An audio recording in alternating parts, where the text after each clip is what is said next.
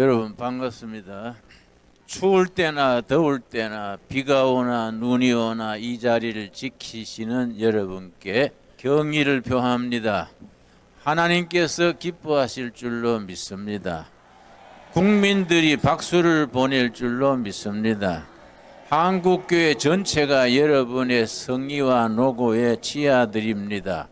저는 간단하게 좀 한 15분 이내로 말씀을 드리겠습니다. 결론을 먼저 드리자면은, 첫째, 윤석열 대통령은 오늘 석방된 것을 참 축하하면서 이제 다 모든 걸 지나서 대통령직을 이어서 2년간 잘 다스리게 될 줄로 믿습니다.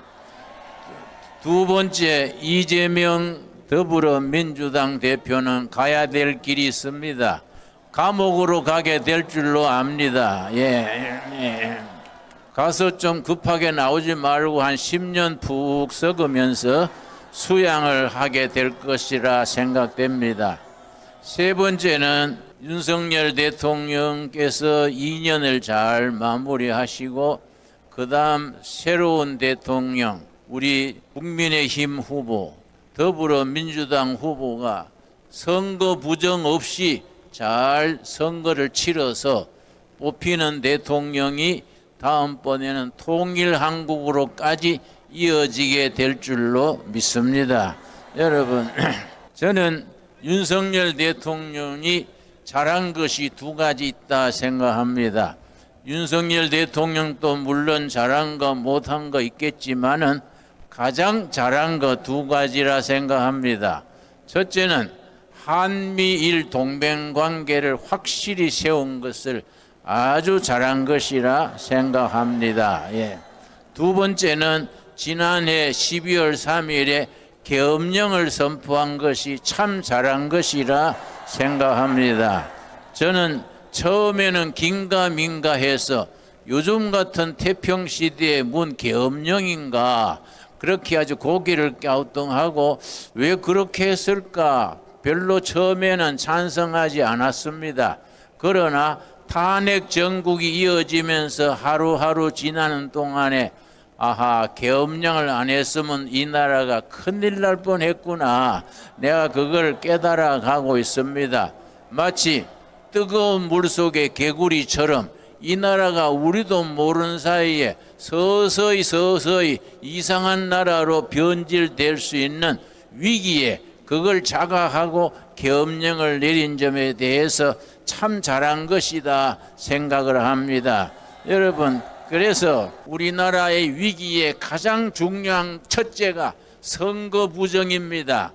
여러분, 선거관리위원회를 바짝 들어다가 서해안 바다에 던져버려야 됩니다.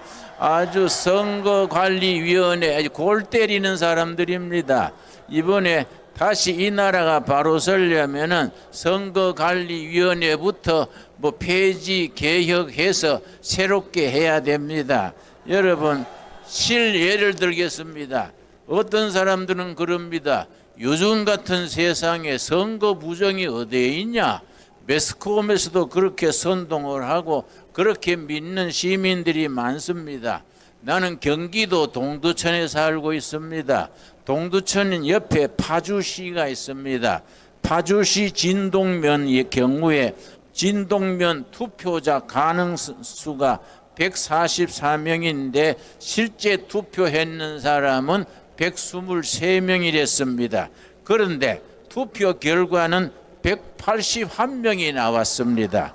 여러분, 그러니까 58명은 도깨비가 투표했는가 무슨 귀신이 투표했는가, 그건 정말로 뚜렷한 팩트입니다. 팩트. 부정선거는 팩트입니다. 두 번째로 이 사전투표, 이 사전선거, 이거 참 골치 아픈 겁니다. 앞으로 선거법이 개정되면은 사전선거 이거를 없애야 될 줄로 압니다. 여러분, 파주시 진동면의 경우에 사전투표한 사람은 44명이랬습니다. 진동면 경우에 사전투표는 44명 했는데 표는 몇 표가 나왔느냐? 114명 표가 나왔습니다. 그럼 70명이 어디서 나타났습니까? 이거는 사실입니다. 사실. 그리고 파주시에 100세 이상이 70명 투표한 걸로 나오는데 여러분 153세가 투표한 걸로 나왔습니다. 여러분 197세가 투표한 걸로 나왔습니다. 희한한 일이지요. 197세면은 1823년에 태어난 사람이 투표한 것으로 그렇게 드러났습니다. 정말로 희한한 일 아닙니까? 이런 걸 우리가 제도적으로 완전히 바로잡아 나가야 됩니다. 여러분, 우리가 새로운 시대를 위해서 반드시 짚고 넘어가야 될 일이 중국과의 관계입니다. 여러분, 지난번 3월 1일 날 우리가 탄핵 반대 시위를 하는데 한쪽 모퉁이에는 반대 지지 시위를 했습니다. 내가 지나치면서 들어가 보니까 절반은 중국서 말을 하는 것 같아요.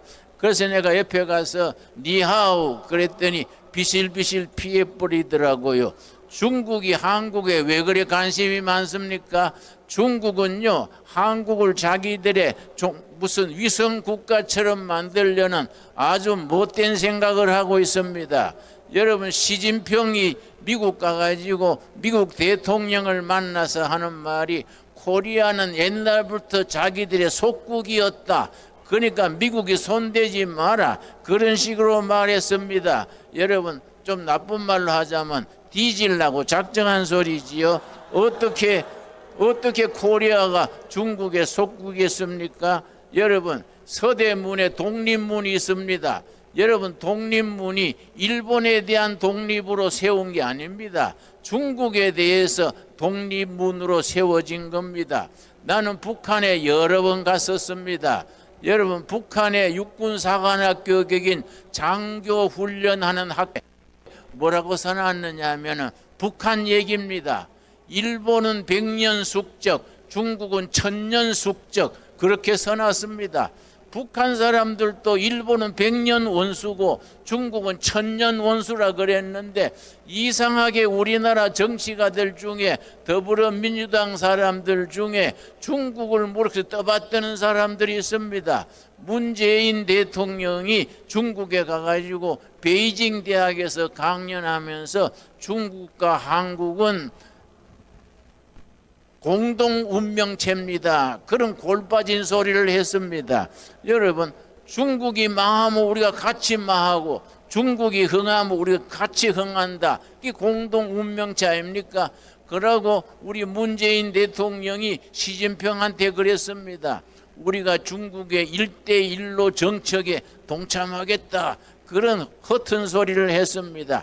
그런 사람들이, 그런 생각을 가진 사람들이 국회당에 모이면은 국회의사당이 골빈당 되지 않겠습니까? 여러분 참 이상합니다. 중국 공산당 창립된 것이 1921년입니다. 100주년 되는 게 2021년에 100주년 기념대회를 했는데 전 세계 공산당이 전부 깃발을 꼽아놨는데 그 중간에 더불어민주당 깃발이 있었습니다. 참 이상하지요? 여러분 그것도 알고 계십니까? 중국 공산당 100주년 창립 기념대회에 더불어민주당 당기가 꼽혀 있다는 거 나는 이해가 안 가요. 왜 그런 짓을 하는가? 이런 거 여러분 바로잡아야 됩니다. 여러분, 우리나라가 정말로 중국에 대해서 얼마나 지난 세월에 어려움을 당했습니까? 여러분, 우리가 이런 판에도 우리 더불어민주당의 국회의장 이원식 대통령, 우원식입니까? 그 사람이 이 난장판에 중국 가가지고 시진핑 만나고 왔습니다. 뭐 하려고 만난지 나 참 궁금해요. 이재명 우리 당 대표가 주한 미 대사 밑에 고개 숙여가지고 쎄색한 거 여러분 사진으로 보셨지요? 아, 참 그 사람 조금 지능이 모자리는지 돌아버렸는지. 여러분, 우리 성경적으로 말하면은 신약 구약이 안 들으면 지약이나 농약 먹어야 됩니다. 여러분, 우리가 좋은 나라 만들기 위해서 정말 지금 좋은 현상이 일어납니다. 우리가 가르치지도 않았는데 2030 세대들이 자기 자발적으로 나와가지고 탄핵 취소, 탄핵 반대 외치는 것이 눈물이 나도록 고마운 겁니다. 내가 지난번에 한남동 대통령 간접회 가서 청년 대학생이 그 추운데 떨면서 자리를 지키길래 자네는 이 추운데 어째서 나와서 이렇게 있는가 그랬더니 뭐라고 하는 거 하니, 예 어르신네, 나는 윤석열 대통령 때문에 나온 게 아닙니다. 그래서 그럼 어째서 나왔건데 그랬더니 자유민주주의 지키려고 나왔습니다. 그러고 하는 말이, 그 대학생이 대답했습니다. 우리가 중국식 사회주의 할 수 없지 않습니까? 북한식 공산주의 할 수 없지 않습니까? 자유민주주의가 이어가야 안 되겠습니까? 그래서 내가 얼마나 고마운지, 내가 나이 든 사람이 뭘 좀 도와주면 좋겠냐 그랬더니 따끈따끈한 오뎅 국물 생각납니다. 그래서 내가 얼른 밖에 나와서 2,000명분 오뎅 국물 해다가 내가 보급을 했습니다.